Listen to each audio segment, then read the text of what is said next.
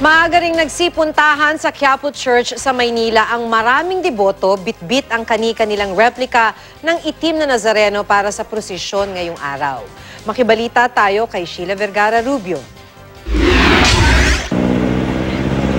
Madaling araw pa lang, maraming deboto na ang dumagsa sa Quiapo Church sa Maynila para sa prosesyon ng mga replika ng itim na Nazareno.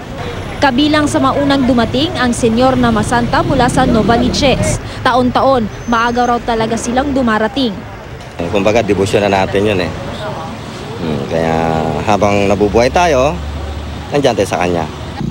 May grupo naman 3 oras daw naglakad mula Santa Quiteria sa Caloocan City, hila-hila ang kanilang replika ng itim na Nazareno. Sa taas na 14 na talampakan kasama ang andas, mas malaki pa ito sa orihinal na imahen. Gawa ito ng manglililok na si Alejandro Baldemor sa Paete, Laguna. Ipinagawa ito ng pamilya Quadra bilang bahagi ng kanilang panata. Ngayon po, dinala po namin siya para sa replica procession sa Quiapo. Para po sa January 9, hindi na po namin siya dadalhin para ang focus na lang po sa January 9 ng mahal pong Jesus Nazareno ng Quiapo. Meron namang grupo na nagdala ng halos 20 maliliit na replika.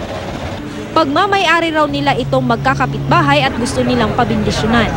Lahat po ng tao sa amin may na meron pong sarili-sarili pong replika na dahil sa ating paniniwala sa Diyos, sa ating pong Nazareno. Hapon ang simulan ng prosesyon, pero alas 11 pa lang ng umaga, isinara na ang ilang kalsada sa paligid ng simbahan. Sarado ang mga ito hanggang mamayang alas 9 ng gabi, kaya asahan na raw ang mabigat na trapiko sa may CM Recto Avenue at Carlos Palanca Street. 4 na raang pulis ang ipinakalat para magbantay sa prosesyon. Sheila Vergara Rubio, GMA News.